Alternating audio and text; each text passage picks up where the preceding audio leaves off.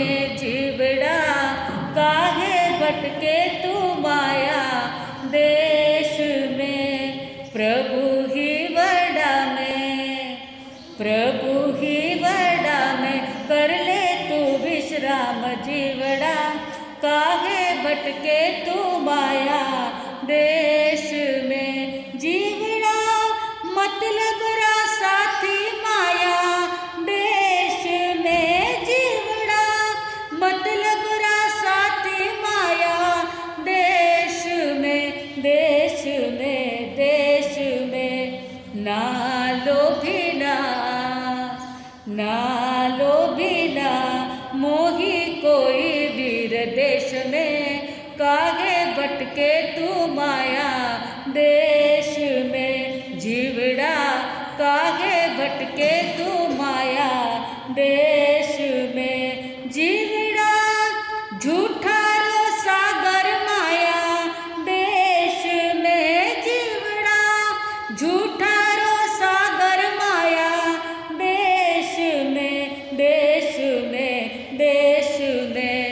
बहे सच्चाई री, बहे सच्चाई री सरिता मारा वीर देश में, काहे भटके तू माया देश में। जीवड़ा काहे भटके तू माया देश में। जीवड़ा दुखारी धूप माया देश में, जीवड़ा दुखारी धूप माया देश में, देश में, देश में। सुख शांति रे, सुख शांति रे छाया मारा वीर देश में, काहे भटके तू माया देश में। जीवड़ा काहे भटके तू माया देश में।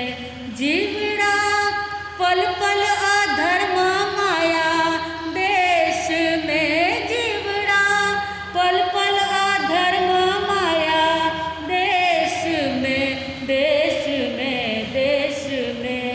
बीते धर्म में, बीते धर्म में हर पल मारा वीर देश में, काहे भटके तू माया देश में।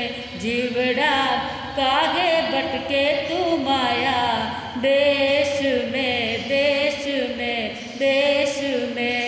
प्रभु ही वड़ा में, प्रभु ही वड़ा में, कर ले तू विश्राम जीवड़ा, काहे भटके तू माया देश में। जीवड़ा काहे भटके तू माया देश में। ध्यान मूलम गुरुर्मूर्ति, पूजा मूलम गुरुपदम, मंत्रमूलम गुरुर्वाक्यम, मोक्षमूलम गुरुकृपा, मोक्षमूलम गुरुकृपा। अनंत उपकारी पूज्य गुरु के चरण कमल में कोटिशा वंदन। अनंत उपकारी जन जन के आस्था केंद्र आचार्य सम्राट गुरुदेव पूज्य श्री आनंद ऋषि जी महाराज साहब के पावन स्मृति में शतशः अभिवादन। वर्तमान आचार्य डॉक्टर शिवमणि जी महाराज साहब, युवाचार्य पूज्य महेंद्र ऋषि जी महाराज साहब, प्रवर्तक पूज्य श्री कुंदन ऋषि जी महाराज साहब के चरण कमल में कोटिशा वंदन। तपस्वी रत्न पूज्य किशोर मुनि जी महाराज साहब, श्रुतस्तवीरा प्रखर व्याख्याता गुरुनी मैया डॉक्टर पूज्य धर्मशिला जी महासती जी के पावन स्मृति में शतशः अभिवादन।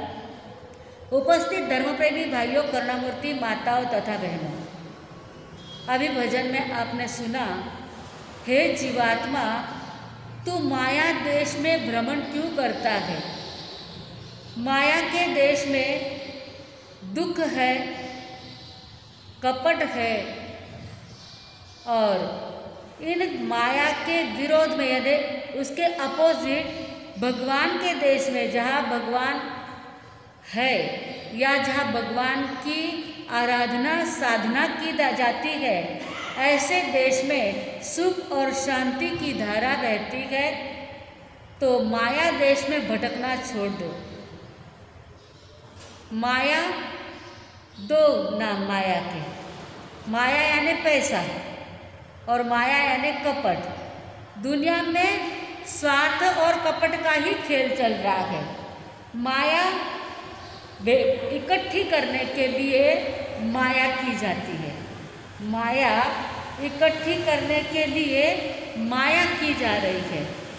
तो हमारे जीवन में कोई भी चीज़ कितनी होना आवश्यक है जिससे हमें दूसरे को कोई तकलीफ ना हो। सभी चीज़ें अति से बचना चाहिए। 4 प्रकार के पुरुषार्थ बताए गए हैं, धर्म, अर्थ, काम और मोक्ष। मोक्ष प्राप्त करने के लिए धर्म करना आवश्यक है और काम प्राप्त करने के लिए अर्थ प्राप्त करना आवश्यक है। एक साधन है और एक सिद्धि है। धर्म साधन है मोक्ष जाने के लिए, मोक्ष की सिद्धि प्राप्त करने के लिए। अर्थ साधन है सभी कामनाएं पूर्ण करने के लिए। काम 5 प्रकार के हैं, शब्द, रूप, रस, गंध और स्पर्श, पंचहिंग काम गुणहिंग। इन 5 की पूर्ति करने के लिए यदि आपके पास में अर्थ नहीं है, धन नहीं है, तो इसकी पूर्ति हो सकती है क्या? परंतु अति सर्वत्र वर्जते, अति का सब जगह पर त्याग करना होता है। धर्म, अर्थ, काम और मोक्ष 4 पुरुषार्थ में से सबसे पहला पुरुषार्थ है धर्म पुरुषार्थ। मोक्ष सबको जाना है, बराबर है। धर्म करना चाहिए, ये भी बराबर है। परंतु धर्म जब करते हैं उस वक्त धर्म करने का भी कोई नियम होता है, धर्म करने की कोई मर्यादा होती है।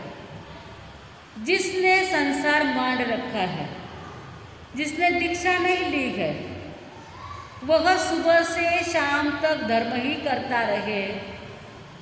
मैंने कहीं देखना नहीं, मैंने वैराग्य आएगी संसार से, हम कुछ भी नहीं करेंगे। ऐसा व्यक्ति यदि विचार करे और आजीविका चलाने पुरता भी ना कमाए तो वो योग्य है क्या? धर्म कितना करना चाहिए? घर भी तो संभालना, ये भी एक प्रकार का धर्म है। घर ना संभाले और धर्म ही करे। सुबह बेचारे बच्चे उठे गए, दूध चाहिए, किसी को चाय चाहिए, किसी को नाश्ता चाहिए, और आपने एक सामयिक ली, सामयिक में बड़ा मज़ा आ गया, और एक सामयिक ली और मज़ा आ गया, तीसरी सामयिक ली और घर के सभी लोगों को कोई नाश्ता देने वाला ही नहीं है। तो ये धर्म हो सकता है क्या? कर्तव्य करना ये भी धर्म है और धर्म करना ये भी धर्म है। तो कर्तव्य तो निभाना ही पड़ेगा। आजीविका चलाने के लिए कमाना भी पड़ेगा।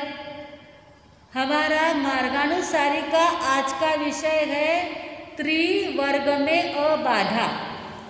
त्रिवर्ग में अबाधा, त्रिवर्ग यानी धर्म, अर्थ और काम। मोक्ष में तो कोई बाधा आती नहीं है, मोक्ष पुरुषार्थ में कोई बाधा आती नहीं है, तो सिद्धि है। परंतु धर्म, अर्थ और काम, इन तीनों में भी कोई बाधा नहीं आनी चाहिए। धर्म करने में कोई बाधा ना करे, अर्थ प्राप्त करने में धर्म आड़ा न आए, धर्म प्राप्त करने में अर्थ आड़ा न आए, और धर्म और अर्थ प्राप्त करने में कोई काम आड़ा न आए।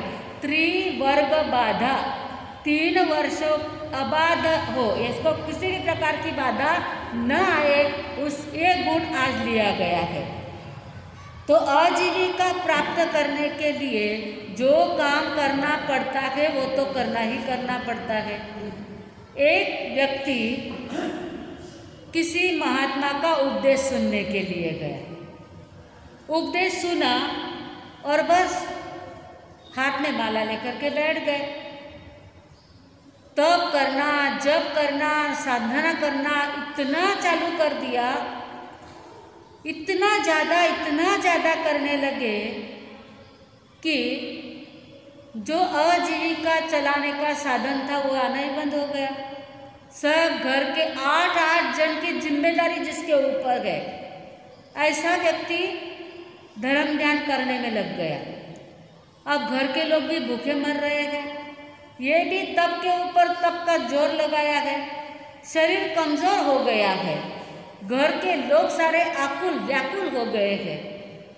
लोगों ने महात्मा जी को जाकर के कहा, अरे महात्मा जी, आपने ऐसा क्या उपदेश दे दिया कि अमुक जो व्यक्ति है ना घर का काम करता है ना दुकानदारी करता है, वो तो रात और दिन धर्म करता है। घर के सभी लोग भी बेचारे परेशान हैं और खुद भी खाता नहीं पीता नहीं तप करता, इतना कमज़ोर हो गया है, तो ऐसा कैसे हो सकता है। महात्मा जी ने कहा कोई बात नहीं है, मैं आता हूँ। महात्मा जी गए उस व्यक्ति के घर और उसे कहा, भाई वीणा के जो तार है उसको यदि ढीला बांध दिया तो उसमें से संगीत का आवाज़ निकलेगा? तो बोले नहीं। बोले वीणा के जो तार है उसको एकदम जोर से कस करके बांध दिए तो बोले तार ही टूट जाएंगे, आवाज़ तो नहीं निकलेगा लेकिन तार ही टूट जाएंगे। तो फिर क्या करना चाहिए? बोले ना तो बोले ढीले ज़्यादा छोड़ने चाहिए और ना तो ज़्यादा कस करके बांधने चाहिए। तो क्या करना चाहिए? बोले मिडल में रखना चाहिए, जैसे उसमें से आवाज़ निकले, ध्वनि निकले, वैसा करना चाहिए। महात्मा ने कहा, जिस प्रकार वीणा के तार यदि ढीले छोड़ दिए तो उसमें से संगीत नहीं निकलेगा, इसी प्रकार जीवन में धर्म को ढीला छोड़ दिया, धर्म किया ही नहीं, ढील रख दी, करियो तो करियो, नहीं करियो तो नहीं करियो, कोई नियम ही नहीं। एक माला फेरने का या रोज एक सामायिक करने का ऐसा कोई नियम ही नहीं लिया, तार को ढीला छोड़ दिया तो भी जीवन की गाड़ी बराबर चलने वाली नहीं है। थोड़ा तो नियम चाहिए, परंतु इतना भी नहीं चाहिए कि जिस कारण से अर्थ और काम में बाधा आए। धर्म इतना भी नहीं करना कि जिससे अर्थ और काम में बाधा आए। काम यानी खाना पीना बोलना चलना, यदि अर्थ ही नहीं कमाया तो खाएंगे क्या, पिएंगे क्या, और खाएंगे पिएंगे नहीं तो बोलेंगे कैसे, चलेंगे कैसे, देखेंगे कैसे, शक्ति ही खत्म हो जाएगी। तो धर्म ऐसा करना चाहिए जो किसी भी प्रकार की बाधा उत्पन्न ना करे। तो तारों को इतने ढीले भी मत छोड़ो कि धर्म ही न करे, क्योंकि धर्म से तो अर्थ और काम प्राप्त होता है। नीति और न्याय से जो धन कमाया जाता है वह भी एक प्रकार का धर्म है। न्यायपूर्वक जो धन कमाया जाता है वो भी एक प्रकार का धर्म ही है ना। तो घर को संभालना, परिवार को संभालना ये भी आवश्यक होता है। तो वीणा के तार इतने कस करके नहीं बांधे जाते हैं कि जो आप इतना धर्म करो कि संसार ही टूट जाए, संसार की सारे बाधा ही बाधा आ जाए और संसार अस्ता व्यस्त हो जाए। साधु के लिए ये नियम नहीं है। साधु को क्या करना है, लिया पात्रांचा लोकारा घरे गोचरीने, यानी कहीं कमाવાની आवश्यकता है, कहीं ना कपड़ा वास्ते पैसा चाहिए, ना खावन वास्ते, ना दवा वास्ते, सगळं श्रावक श्राविका करे। साधु के लिए ये विषय नहीं है, लेकिन संसार में रहते हुए किसी को रसोई करके ना दे, किसी को कुछ भी ना करे, किसी का ध्यान ही ना रखे, पुरुष हो तो वो कमाए भी नहीं, और बाई चांस किसी घर में पुरुष नहीं रहते हैं तो कभी कभी लेडीज़ को भी कमाना पड़ता है। यदि पुरुष अकेला कमाए वो पूरा नहीं पड़ता है तो लेडीज़ को भी कमाना पड़ता है। तो वो कितना कमाना, तार वीणा के बड़े ढीले रहे तो भी नहीं चलेगा, इन्हें धर्म नहीं किया तो भी नहीं चलेगा, और बहुत ज़्यादा किया तो भी नहीं चलेगा। इतना ज़्यादा कि अर्थ ही प्राप्त ना हो, हमारी कोई कामना भी पूरी ना हो। व्यर्थ की कामना तो नहीं, लेकिन जितना चाहिए उतना तो चाहिए। रोटी कपड़ा और मकान 3 चीज़ें तो चाहिए ही चाहिए ना। जब तक तीन चीज़ों का बंदोबस्त ना हो तब तक हरि हरि विठ्ठल करके बैठ जाएंगे, थोड़ी तो चलने वाला है ऐसा। तो पहले एक नियम हो जाना चाहिए हमारे जीवन में, धर्म कितना करना है, क्या करना है, कितना समय धर्म के लिए, कितना समय अर्थ कमाने के लिए या घर का काम करने के लिए, और कितना समय भोग विलास करने के लिए। काम यानी भोग, शब्द रूप रसगंध स्पर्श के भोग। तो ये तीनों ही अबाधित होने चाहिए, यह आज का विषय है। कितना दिमाग लगाया है मार्गानुसारी ने। मोक्ष में जाना है जिसका संसार सुव्यवस्थित, उसका संयम सुव्यवस्थित, और जिसका संयम सुव्यवस्थित, जिस संयम यानी मर्यादा जिसकी व्यवस्थित, उसकी सद्गति भी व्यवस्थित। जिसको संसार ही करते नहीं आता है वो संयम क्या पालेगा, और जिसको संयम ही पालते नहीं आता है वो मोक्ष में क्या जाएगा। तो सब सुव्यवस्थित होना चाहिए। तो सबसे पहला शब्द क्या हो गया है, धर्मांध मत बनो। धर्म करो लेकिन धर्मांध मत बनो। अपना तो ढूंढियो धर्म पक्को, पैसों लागे ना टको। सामायिक करने में पैसा लगता है, कुछ भी कहीं पैसा करके धर्म करना, या यहाँ फल चढ़ाना पड़ता है, या फूल चढ़ाना पड़ता है, या अगरबत्ती लगानी पड़ती, या दिए जलाने पड़ते, कुछ भी नहीं करना पड़ता है। अपने में तो कोई प्रॉब्लम नहीं आता। बहुत सारे लोग ऐसे धर्मांध भी हो जाते हैं, कर्जा करके दान देते हैं। एक श्रावक जी हमें ऐसे ही मिले थे, शायद मैंने पहले कहा होगा, जो रोज आकर के स्थानक में पूछते थे आज कहीं झेरॉक्स करना है, आज टाबरा गिफ्ट कहीं लावना है, आज यानी दोपहर कोणती परीक्षा है, 1 2 3 नंबर, आज सब मेरी तरफ से व्याख्यान में डिक्लेयर कर देना। हर रोज वही। हमें लगता था भाई होगा अब्जोपति करोड़ोपति होगा, रहता भी वैसा, गाड़ियाँ भी वैसी थी, लाखों करोड़ों की गाड़ियाँ भी 50 लाख के नीचे की गाड़ी नहीं। तो अभी वो आता ही ऐसा धमाधम था, जान ना पहचान, दूर देश में थे। तो सोचा ये व्यक्ति होगा पैसा वाला, तो इतनी देखो जेरॉक्स का काम किसी को कहना नहीं, मैं जेरॉक्स करके लाऊंगा। अब वहाँ एक साथ में 700 बच्चे शिविर में बैठते थे, और महिलाओं की यदि परीक्षा ली तो एक साथ में 400-500 महिलाओं की परीक्षा, तो जेरॉक्स भी कितना लगता होगा। अपना इतना सा गांव है तो कितना जेरॉक्स लगता है, तो कितना जेरॉक्स लगता होगा। हम उनको कहते थे जेरॉक्स के जो पैसे आएंगे ना वो आप ले लेना, पैसे किसी से लेना ही नहीं है, सबको फ्री ऑफ चार्ज बांटो। अच्छी बात है भाई, हमने सोचा क्या दानी है, क्या वीर है, क्या शूर है। चौमासा पूरा हो गया तो भी वैसी की वैसी सेवा चल रही है। हम तो आश्चर्यचकित होते थे बहुत बार, फिर भी कहते दूसरे को भी कुछ लाभ लेने दो। आपके जैसे औरों को भी लाभ की आवश्यकता है, वो भी चाहते हैं, वो भी पूछते हैं। नहीं नहीं, ये सब छोटा छोटा काम तो सब मुझे ही कहना है आपको, ठीक है। चातुर्मास पूरा होने के बाद 1-2 साल में पता चला वो भाई कर्जा कर करके धर्म करते थे। लोगों से इससे पैसा ला, उससे लाखों ले, इससे इतने लाखों ले, और लाखों करोड़ों की मिलकत उसने, उससे बिल भी बांधी, बंगला भी बांधा, गाड़ियाँ भी बड़ी बड़ी लेके घूमता था। इतना अप टू डेट घूमता था कि अब्जोपति क्या घूमे, इतना भारी घूमता था। और उसने दिवाला निकाल दिया। कितने को डुबाया बताओ, कितने लोगों को डुबाया होगा उसने। जितने जितने लोगों से कर्जा लिया, ऐसा धर्म काम लगता है, ऐसी धर्मांधता काम लगती है। और धर्म भी करना है तो कैसा करना होता है, फर्स्ट नंबर में ना मेरा आना चाहिए। जब धर्म भी करते हैं ना तो सबसे मेरा नाम दान में पहला आना चाहिए, मेरा नाम पुण्य में पहला आना चाहिए। किसी किसी को लगता तप में मेरा नाम आना चाहिए, और वो नाम के लिए किया गया वो क्या मोक्ष देने वाला हो सकता है। तो ऐसी धर्मांधता भी काम में नहीं आती है। दूसरा है अर्थ का अंधा, अर्थांध।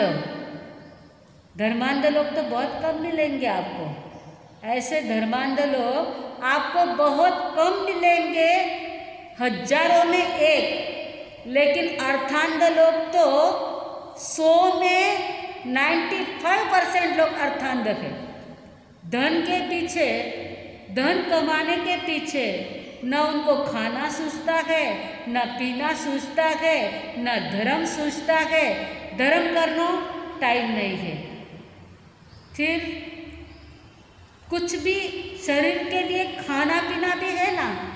एक कप चाय पी के जो सुबह घर से निकलते हैं, 2 बजे, 3 बजे, 4 बजे कभी भी भोजन करेंगे, कोई करा टाइम नहीं मिले, ये अर्थांध लोग हैं। और करते क्या है, अर्थ अंध करके यानी खाली तिजोरी भरने का काम। जो पैसा तिजोरी में पड़ा रहता है, जिस प्रकार जो खड्डा रहता है ना, रास्ते के अंदर खड्डा, उसमें पानी भर जाए तो क्या होगा, उसमें मच्छर डांस भिनभिनाने लग जाएंगे, पानी सड़ जाएगा। बहता जल निर्मल भला, जो बहता जल है वो निर्मल रहता है। खाली पैसा कमाना तिजोरी में भरना, पैसा कमाना तिजोरी में भरना, ऐसे अर्थांध लोगों का यही रहता है। सुबह से शाम तक पसीना बहाते गए, भागम भाग करते गए और पैसा इकट्ठा कर करके तिजोरियां भर देते हैं। यहाँ इतने से भी पूरा नहीं पड़ता है तो अपने संतान, अपनी पत्नी, अपने माँ बाप सबको छोड़ करके परदेश चले जाते हैं। वह क्यों जाते हैं, बोले 8 अपेक्षा उठे 10 पट ज़्यादा पैसा मिले। आप जिसके भी बच्चे फॉरेन गए हैं ना, खुद के कपड़े खुद के हाथों से धोना, बर्तन हाथों से घसना, सफाई सब हाथ से करना, खाना खुद ने बनाना। जो पत्नियों के साथ में गए उनकी बात तो ठीक है, लेकिन जो पत्नी के साथ में नहीं गए हैं, जो अकेले अकेले गए हैं, जिनके बच्चे गए हैं, उनको पूछो कभी घर में 1 गिलास पानी तो भी उन्होंने भरा है क्या। और जो फॉरेन में जाकर के बैठे हैं, एक अर्थांधता के कारण, एक पैसा कमाने के लिए सारा का सारा काम सीखना पड़ता है। फॉरेन में जाते पहले उनकी माताएं, ले इसी खिचड़ी बनावनी, इसा पोया बनावना, इसो सगो जितना जल्दी जल्दी फटाफट बन सकता है ना, उतना सब सिखाते हैं। અને જાવતા ન પછી માસા એને સોગંદ દો, ये शाकाहारी रहे, कीड़ा लपड़ारा मायने नहीं पड़ जावे, ठीक है वो तो हम दे देंगे, सौगंध तो हम दे देते हैं, लेकिन वहाँ जाकर के करना क्या है, कितना भी पैसा कमाया आखिर खानी तो रोटी है।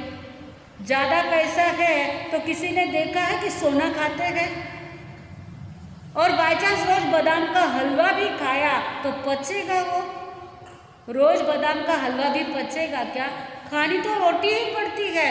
फिर क्यों हालत अपनी आपकी बना लेते हैं, तो ऐसे देशांतर में भेज भेज कर इतनी हालत बना लेते हैं। पचे वठानी से खादी देख लेवे कर लेवे द्याव, और वटे मशगूल हो जाए, पचे थे ताना घरे मामा ना घरे एकलौता बेटा रहता है, वो फिर कभी आए भी ना भी आए, परंतु बोले कहीं नहीं, गंचो खरीदेगा ना, उठे सुखी है, माँ भी आटे घना सुखी है, बंदी मुट्ठी 1.25 लाख खुले तो राखड़ी होती है कि नहीं, गड़बड़ बताइए, जाने दो, कई करना है आपने। उन्हीं उठे छोरी देख ली घनी मस्त है, हमारा सा घनी चोखी है, और पचे वो उठे सेटल हुई गए, सेटल आपलन कहीं करना है, आपलन 2 रोटी करनी खाओ नहीं जान दो ना। पहले वो बच्चों को बड़ा करने के लिए मेहनत की, उसको पढ़ाने के लिए दुनिया भर का पैसा कमाने के लिए रात और दिन मरे मरे मरे बहुत किया बच्चों के लिए। किसके लिए, बच्चों के लिए। वो बच्चों का ही कर हिला, बच्चों इसो कच्चो निकल जावे कि फिर कुछ भी काम नहीं। ये है अर्थांधता, इसे कहते अर्थ की अंधता। कहीं पर भी पैसा खर्चा नहीं, भाई टाबरा शिक्षण बाकी है, अरे भले ही दिन में 100 रुपये ही मात्र क्यों न कमाए, लेकिन धर्म की भागीदारी नहीं रखी तो समझ लेना वो अर्थ कुछ भी काम का नहीं है। वो जो धन है ना, वह धन मूल ब्याज सहित सब लेकर के कब निकल जाएगा ना, पता भी नहीं चलेगा।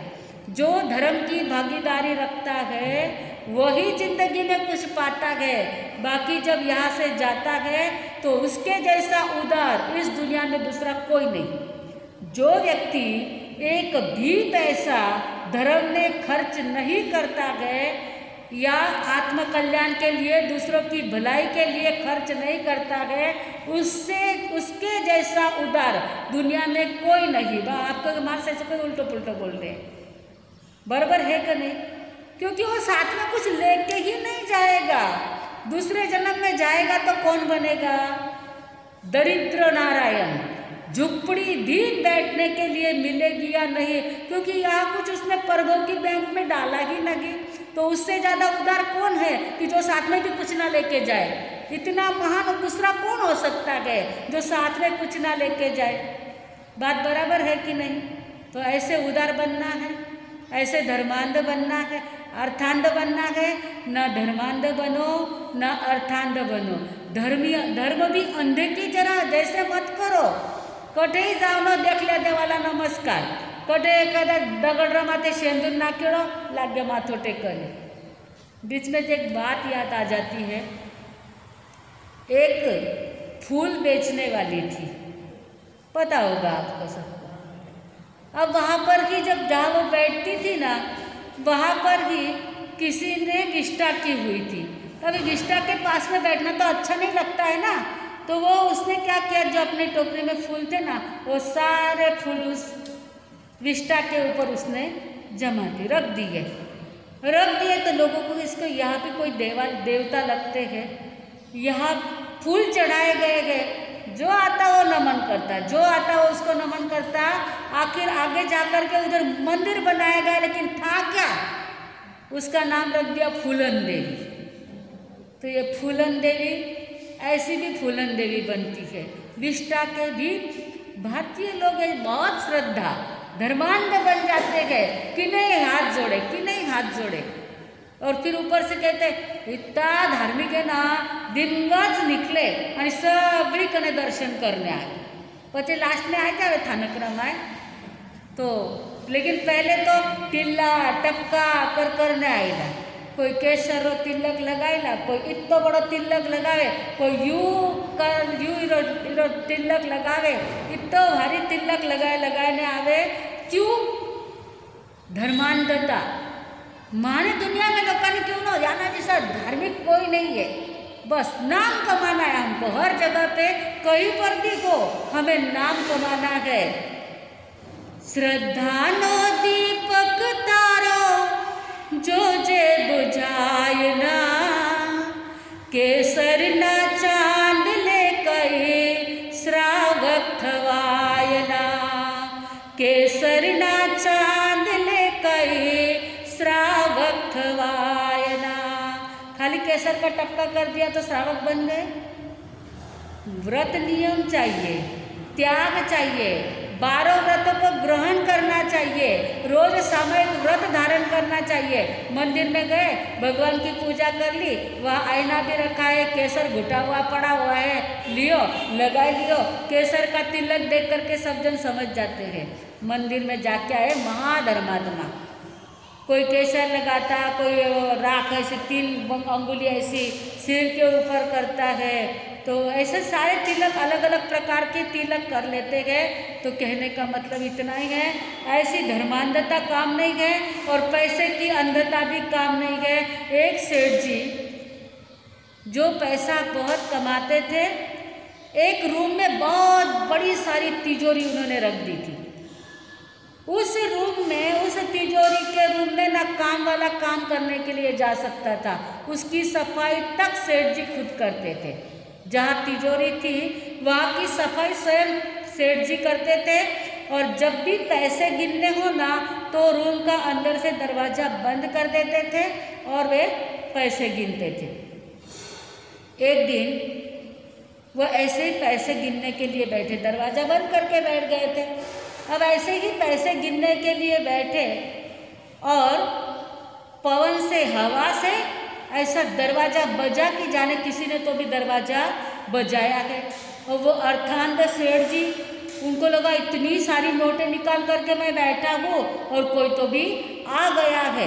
और वो तिजोरी के अंदर सारे नोटों ढकलने के बजाय खुद ही जाकर के तिजोरी में बैठ गए और दरवाज़ा बंद कर लिया। अब वो दरवाज़ा ऑटोमेटिक लॉक वाला था, अंदर से दरवाज़ा बंद हो गया। अभी धक्का मारे तो भी दरवाज़ा खुले नहीं। रूम का दरवाजा भी बंद। अब करे क्या, अंदर कितना भी चिल्लाए तो सुनाई किसको दे, कुछ भी किसी को सुनाई नहीं दे रहा, चिल्लाते हैं चिल्लाते, ऐसे ही सेठ जी मर जाते हैं, तिजोरी के अंदर ही उनके प्राण चले जाते हैं। अब बच्चे भी दरवाजा खोल के देखते हैं, सेठ जी वहाँ है नहीं, तो दरवाजा तो अंदर से तो बंद था, लेकिन वो भी तुरंत उनको लगा जल्दी रूम के पास जाना ही नहीं, बच्चों को भी अंदर जाने नहीं देते थे, तो दिन भर में कोई दरवाजा के पास गया नहीं। अब सेठ जी कहीं मिले नहीं, तो उनको लगा ऐसा क्या हो गया, क्या समझ में नहीं आ रहा है। बाहर ढूंढते हैं, सब जगह ढूंढते हैं, लेकिन पहले तो ध्यान में नहीं आया अंदर से दरवाजे की रूम की कड़ी है, पहले ध्यान में नहीं आया। 2-3 दिन तक ऐसा कुछ ध्यान में नहीं आया। जब नौकर को भी अंदर जाने नहीं देते थे तो ध्यान में नहीं आया, कहाँ बाहर चले गए, बाहर सब जगह पे तपास की, सब कुछ किया, कहीं नहीं मिले, पेपर में भेजा, फोटो भेजा, सब कुछ किया, सेठ कई बार भी नहीं मिलते हैं। अब बच्चों ने विचार किया दरवाज़ा तोड़ देते एक बार, अंदर से कड़ी बंद है, क्या सो गए या बेहोश हो गए, क्या हुआ है देखते तो सही। 2-3 दिनों के बाद दरवाज़ा तोड़ा तो कहीं पर भी नहीं है, कहीं पर तो क्या पता है, क्या दरवाजे के अंदर से कड़ी है, लेकिन कहीं ऐसा कौन सोचे कि तिजोरी के अंदर पिताजी होंगे। दरवाजा तोड़ा तो भी नहीं दिखता है, तिजोरी बंद है, लेकिन तिजोरी की चाबी भी तो पापा के पास नहीं होंगी, तो तिजोरी खोलने का किसी को समझा ही नहीं। दरवाजा भी खुल गया तो भी पिताजी ने, अब करना क्या। 8 दिन 10 दिन राह देखी, तिजोरी तो खोलने की किसी की हिम्मत चलती नहीं, क्योंकि पिताजी को रूम में पैर रखा हुआ भी चलता नहीं था, तो कैसे तिजोरी खोले, कोई तिजोरी खोलने के लिए गया नहीं। अब 8 दिन 10 दिन सब पेपरों में दे दिया, सब कुछ कर लिया, सभी बच्चों को लगा पिताजी कहीं तो भी चले गए हैं, शायद मर भी गए होंगे। अपना वो जो भी अंतक्रिया का जो करना होता है, पाठ वाठ सारा पाठ वाठ कर लिया, अंतक्रिया किसकी करे। लेकिन फिर विचार किया सभी बेटों ने, पिताजी तो कुछ आते नहीं, चले गए लगता है। सबसे पहली घाई कौन सी होती है, तिजोरी में कितना माल है एक बार देखे और बंटवारा कर ले। अब चलो तिजोरी खोलेंगे तो सही, चाबी तो कहाँ है पता नहीं, लेकिन जाकर के देखते तो तिजोरी को पूरा लॉक तो नहीं है, खाली हैंडल लगा हुआ है। खोला तो दुर्गंध और पिताजी का शव अंदर में सड़ा पड़ा हुआ है। अरे रे, ये क्या हो गया, हमें क्या पता था, जल्दी से खोल करके देख लेते थे तो शायद बच भी जाते थे। लेकिन घर हान और लोग हंसी। अब बाहर कहे ऐसा पिताजी रहेगा तो लोग भी क्या कहेंगे कि आपके पिताजी थे ऐसे पैसे के भूत जो तिजोरी के अंदर बैठ गए, कुछ नहीं बोलते हैं और ऐसे ही अंतिम संस्कार वो सड़ा बड़ा का कर देते हैं।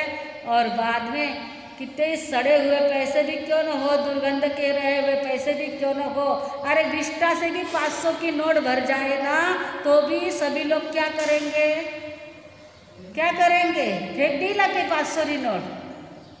आपके छोटे बच्चे ने गंदी कर दी नोट तो वो नोट फेंक देंगे क्या, किसके फेंकी लाओ, 500 की नोट है ना, और 500 की क्या ना 10वीं नोट सुद्धा सफा करने ले लीजा।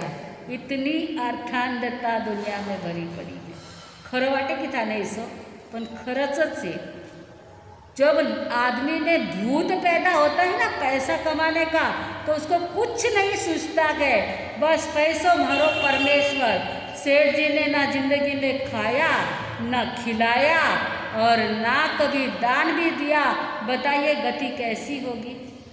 ऐसी अर्थांधता, यह अर्थांधता संसार में यानी धर्म और काम दोनों में बाधा करते हैं। 4 पुरुषार्थ में जब मोक्ष प्राप्त करना है ये तो साध्य है, लेकिन जो व्यक्ति अर्थ के पीछे पड़ता है तो धर्म में बाधा आ जाती है। जो व्यक्ति अर्थ के पीछे पड़ते हैं तो काम में भी बाधा आ जाती है। वो देखता है क्या हमारे टाबर है कि हमारी लुगाई है कि कहीं है, अब वो चले जाता है परदेश तो उसको क्या पड़ी अपने पत्नी की। तो ऐसा अर्थांध व्यक्ति धर्म और काम दोनों से रहित तो हो जाता है, उसमें बाधा आ जाती है।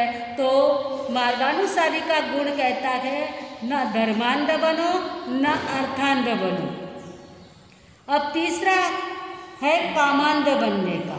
वैसे तो बहुत सारे विषय भी हैं। अभी अर्थांत के लिए मम्मन सेठ को ले लो, ना खाया ना खिलाया, वो बैलों को ही हेरे मानिक मना लगाते रहे। वो बैल साथ में गए क्या उसके, और खुद कहाँ गए? अर्थांत मम्मन सेठ कहाँ गए? नरक के अंदर उनको जाना पड़ा। तो तीसरा नंबर आता है कामांध व्यक्ति का। कामांध में क्या आता है? शब्द, रूप, गंध, रस और स्पर्श, ये 5 काम जो है ना, ये हर एक के पीछे पड़े हैं। अश्लील बातें सुनना, दूसरों की निंदा सुनना, दूसरों की बुराई देखना, अश्लील चित्र देखना, सूंघने में तेल फुलेल अत्तेर लगाना। जब भी कहीं बाहर जाते हैं ना, कभी कभी लोग दर्शन के लिए आते हैं ना, इतना कुछ सेंट छाट के आ जाते हैं कि पूरा स्थानक बास बास आ जाती है। वो बहुत अच्छा थोड़ा रहता है। अरे कितना ही शरीर के ऊपर छाटो, लेकिन शरीर का स्वभाव ही दुर्गंधमय है। ऊपर से कितना भी छाटा तो वो 2 घंटे 4 घंटे 8 घंटे तक उसकी सुगंध आएगी, फिर तो आखिर बदबूदार है, उसकी बदबू ही आने वाली है। उसको कितना ही सजाओ, कितना ही सुगंधी बनाओ, कोई फायदा होने वाला नहीं है। लेकिन कामांध व्यक्ति सोचता ही नहीं है, बस उसी में रहता है। और जो सबसे बढ़िया कामांध ये जीवड़ी है, इसको इतनी रसलोलुपता, इतनी खाने की पड़ी हुई रहती है। एक बार एक व्यक्ति को जिमणवार में बुलाया गया। अब जिमणवार में बुलाने के बाद उसने जिमना चालू किया, धबाधब धबाधब, 1 पूरी 2 पूरी 3 पूरी 4 पूरी 20-25 पूरी खा गया। अब साथ में मिठाई भी खाई, सब कुछ खाया। वो जो जिस घर को जिमने के लिए गए थे, वो जो यजमान थे ना, जिसके घर में प्रोग्राम था, जो यजमान थे, वो स्वयं आए, पूरी की टोकरी लेकर के, 1 तो ले लो मेरे हाथ से, 1 तो ले लो। तो वह कहते हैं अभी 1 भी पूरी नहीं, नहीं 1 तो लेनी पड़ेगी, नहीं अब तो 1 भी पूरी नहीं जाएगी। तो बोले नहीं, अरे मैं दे रहा हूँ, मेरे घर के मेहमान हो। बोले नहीं, बिल्कुल नहीं, मुझे बिल्कुल पेट में जगह ही नहीं, आप जब ज़्यादा आग्रह करोगे ना तो अब मुझे उल्टी हो जाएगी। बेचारा यजमान ने सोचा जान दो, नहीं तो जाने दो, आगे निकल गए वो। उनकी पत्नी आई, वो रसगुल्ले लेकर के आई, तो उन्होंने कहा 1 रसगुल्ला तो लेना ही पड़ेगा, 1 रसगुल्ला तो लेना ही पड़ेगा। थोड़ा सा हाँ ना किया और रसगुल्ला ले लिया। तो उसके पति ने देखा, अरे मैंने पूरी देने का इतना आग्रह किया था।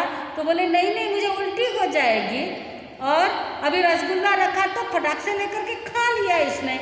तो सेठ जी ने पूछा आपको मैंने इतना आग्रह किया तो आपने तो नहीं ली पूरी, तो रसगुल्ला तो आपने फटाक से ले लिया। तो बोले आपको पता नहीं, बस कितनी भी खचाखच भरी क्यों न हो, लेकिन कंडक्टर के बाजू में बैठने की जगह मिल जाती है। समझ गए बात को? पेट कितना भी खचाखच भरा हो, लेकिन ये जेबड़ी इतनी लोलुपी है कि कोई अच्छी वस्तु सामने आ गई, भाती हुई वस्तु आ गई, तो उसको भी अंदर ढकेल देते हैं, तब उसको उल्टी नहीं होती है। जैसे उदाहरण भी इतना भारी दिया कि बस कितनी भी भरी हो, लेकिन कंडक्टर के बाजू में उसकी जगह पर बैठने की जगह मिल जाती है, वैसे भाती हुई वस्तु को अंदर जाने की जगह मिल जाती। ये है कामांधता, ये है रस की लोलुपता। एक बार एक डॉक्टर ने एक छोटे गांव में दवाखाना खोला। वहाँ के लोग अच्छा घी दूध आदि अच्छी तरह से रहते थे, बिल्कुल शुद्धता से जीवन जी रहे थे, जल्दी कोई बीमारी नहीं पड़ता था। डॉक्टर को दिन भर में कभी 1-2 पेशेंट भी नहीं मिलते थे, बड़ी मुश्किल से 1-आध पेशेंट कभी आया तो ठीक है, बाकी ज़्यादा कोई पेशेंट उस गांव में नहीं थे, क्योंकि खान पान इतना शुद्ध था। वहाँ पे एक व्यक्ति ने होटल खोल दी, और होटल खोलने के बाद अब वहाँ पे बाहर जो बड़े समोसे आदि लगाए हुए, पाव भाजी मिसल पाव आदि पूरे बड़े बड़े स्टॉल लग गए। गांव के लोग ललचा गए। अब इतने दिनों तक रोज घर में घी दूध अच्छा स्वच्छ और अच्छा अनाज खा रहे थे वो सारे होटल में जाने लग गए। धीरे धीरे लोग बीमार होने लग गए और दवा खाने में बहुत सारी गर्दी होने लग गई। जहाँ एक दो पेशेंट भी बड़ी मुश्किल से मिलते थे वहाँ पर लाइन लग जाती है पेशेंट लोगों की। 1 वर्ष पूरा हो जाता है। जो होटल का मालिक है वो डॉक्टर के पास में आता है और डॉक्टर को कहता है आपकी कमाई का आधा भाग मुझे देना पड़ेगा। आपकी कमाई? दवा मैं देता हूँ, मेहनत मैं करता हूँ, सभी पेशेंटों को देखता मैं हूँ और पैसा आपको आधा? तो बोले जब मेरी होटल यहाँ नहीं खुली थी तब आपके वहाँ 2-4 पेशेंट तो भी आते थे क्या दिन भर में? बोले नहीं। बोले जब से मेरी होटल खुली है तब से आपके वहाँ पेशेंट की गर्दी बढ़ गई है। तो ये पेशेंट कहाँ से आए? मेरे यहाँ खाना खाया, सड़ा पड़ा जो अनाज रहता है वह मैं बनाता हूँ, इसलिए लोग बीमार पड़ते हैं। तो वो आप खाने के कारण तो आपके दवाखाने में लोग आए। तो बताइए मैं आपकी स्टेट का आधा भागीदार बन सकता हूँ कि नहीं बन सकता हूँ? डॉक्टर तो सुन करके स्तब्ध ही रह गए। बात भी तो सही थी। जब तक होटल नहीं थी तब तक सब सुखी थे, सबके स्वास्थ्य ठीक था। लेकिन जब होटल बन गई तो सारे लोग बीमार पड़ने लगे। होटल का अनाज और होटल की सब्जियां कैसी रहती है पता है? सारे लोग सब्जियां लेकर के चुन चुन के सारी अच्छी सब्जियां सारे लोग लेकर के चले जाते हैं। लास्ट में जो बची कुची सब्जियां होती है ना, वो जो सब्जी वाले लोग होते हैं ना, या होटलों में बची कुची सड़ी पड़ी जो सब्जियां रहती है ना वो सारी दे करके जाते हैं। और होटल के नौकर उसको साफ करते हैं क्या? उसको अच्छी तरह से देखते हैं क्या? अरे होटल की नौकर की क्या बात करो, आप शादी में जब जाते हैं भोजन करने के लिए चौके में जाकर के अभी कभी देखते हो क्या? कोथिंबीर की गड्डी ऐसी पीछे से पकड़ते हैं काड़ियों की जगह से और ऐसे खट खट खट खट खट खट करके सुधारते हैं। देखिए आपने आख्या शू देखी? उमें लट्ट्या पण जावे आणि उरामाने जीव जंतू भी जावे, कहीं पण असेल तरी हम स्वाहा, कहीं जीवन होतो आहा, घणोच भारी जीवन होतो। बड़ी रसोई में ये प्रॉब्लम होता है। लेकिन कामांध व्यक्ति क्या करता है? शब्द रूप रसगंध स्पर्श में कामांध व्यक्ति ये सारी बातें भूल जाता है और फिर खाने में पीने में बैठने के लिए आराम गादी चाहिए, सोने के लिए मुलायम गादी मखमल की चद्दर चाहिए। चद्दर इतनी भारी लेकर के आते हैं, गादी बड़ी चादर छोटी, गादी बड़ी, फिर रात भर उस चद्दर को ठीक करते करते रात को सोने को भी नहीं मिलता है। ये चल रहा है जिंदगी में। जिंदगी भर इतनी मेहनत करते और उसके सवारते सवारते जिंदगी पूरी हो जाती है। चद्दर को ठीक करते करते रात बीत जाती तो नींद नहीं होती और ज़िंदगी को ठीक करते करते ज़िंदगी पूरी हो जाती है। न सुख मिलता है न शांति मिलती है।